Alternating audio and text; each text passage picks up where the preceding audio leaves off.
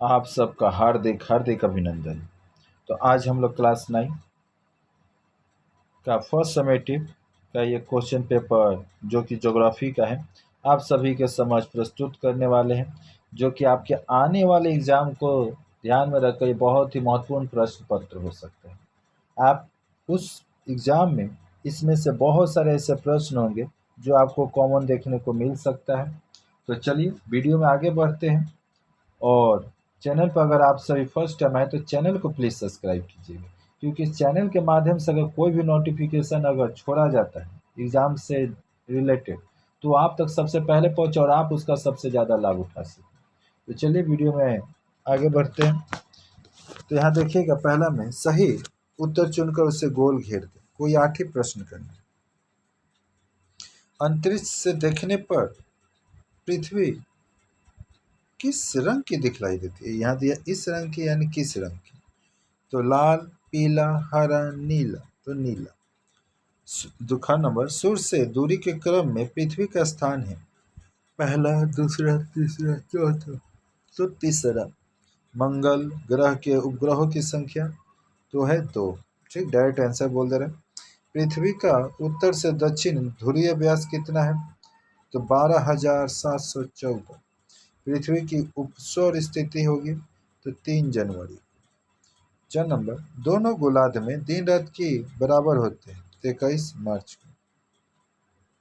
Leap year या अधिवर्ष में वर्ष होता है तो 366 का। कलकत्ता पर पृथ्वी की परिभ्रमण गति होगी तो 1536 किलोमीटर प्रति घंटे। कोयले के उत्पादन के लिए प्रसिद्ध है कौन? तो गिरिडीह। और मानवीय आवश्यकता को पूरा करने वाली वस्तु को कहते हैं, तो इसको हम लोग संसाधन कहते हैं, जो मानव की आवश्यकताओं की पूर्ति का। बहुत खास क्वेश्चन है। ऊर्जा का गैर परंपरागत साधन है तो जीवाश्म ईंधन। और काला हीरा किसे कहा जाता है? तो कोयले को। जैसे आप 2 नंबर में आइएगा तो यहाँ पर निम्नलिखित वाक्यों में सही को सही और गलत को गलत लिखना है। पृथ्वी का औसत अर्धव्यास कितना है? तो 6,400 किलोमीटर है, ये गलत है। ख नंबर, वाक्य 1 शनि ग्रह के चारों ओर एक प्रबल या छल्ला है, तो सही। आप लोग मिला लीजिएगा थोड़ा सा। सूर्य की परिक्रमा करने वाले पिंडों को कहते हैं, ग्रह कहते हैं, जो सूर्य की परिक्रमा। तो जी सही। और सौर दिवस की लंबाई 24 घंटे की होती है ना, ये तो गलत हो जाना चाहिए। और अलास्का मध्य रात्रि सूर्य का देश है, ये गलत, 9वीं होगा। और खनिज तेल का सबसे बड़ा तेल शोधक कारखाना कोयली में है, डिगबोई। और यहाँ पर तारापुर महाराष्ट्र का परमाणु विद्युत केंद्र है, जी सही। और कोरबा कोयला उत्पादन केंद्र पश्चिम बंगाल में स्थित है, तो ये गलत। अब चलिए आगे देखते हैं। 2 नंबर, निम्न वाक्यों में रिक्त स्थानों की पूर्ति करना है। कोई 5 ही तो करना है। भोर का तारा किस ग्रह को कहा गया? तो भोर का तारा शुक्र को कहा गया।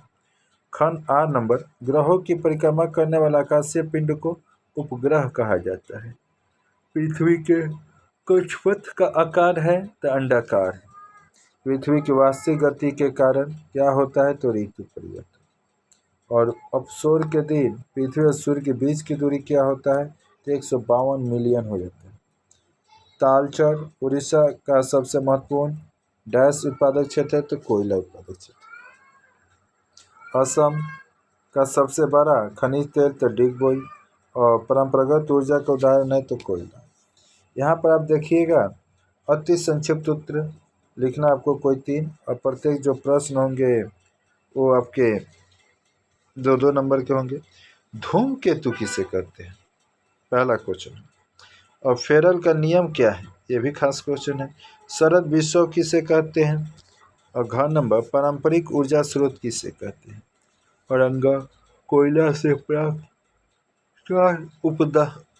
उत्पादों के नाम लिखना है। 4 नंबर, निम्नलिखित संक्षिप्त उत्तर लिखो कोई 2। ग्रह और नक्षत्र में 3 अंतर बताना है कि ग्रह और नक्षत्र का अंतर। और ख नंबर, यदि पृथ्वी चपटी होती तो क्या परिणाम होता? किन्हीं 3 परिणामों को उल्लेख करना है कि अगर चपटी होती तो क्या। गैर पारंपरिक 3 ऊर्जा स्रोत के नाम लिखो। और ऊर्जा संरक्षण क्यों आवश्यक है, ऊर्जा को बचाना क्यों जरूरी है। जैसे आगे जाइएगा तो 5 नंबर में किसी एक ही प्रश्न का उत्तर करना है। पर प्रश्न अंक 5 है। विश्व का तो क्या तात्पर्य है, अर्धरात्रि सूर्य का देश किसे कहते हैं। और ख नंबर जल विद्युत कैसे प्राप्त होती है। और भारत में इस ऊर्जा के विकास और भविष्य के बारे में आपकी क्या मतलब आपके बारे में मतलब उसके बारे में लिखना है आपको।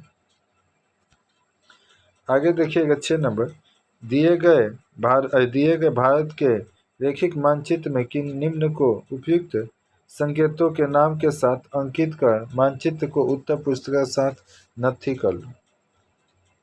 दक्षिण भारत का एक खनिज लौह उत्पादक क्षेत्र, पूर्वी भारत का एक कोयला उत्पादक क्षेत्र, उत्तरी पूर्वी भारत का एक खनिज तेल क्षेत्र, या पश्चिम भारत का परमाणु विद्युत केंद्र और दक्षिण भारत का एक जल विद्युत केंद्र। यह है आपके मैप।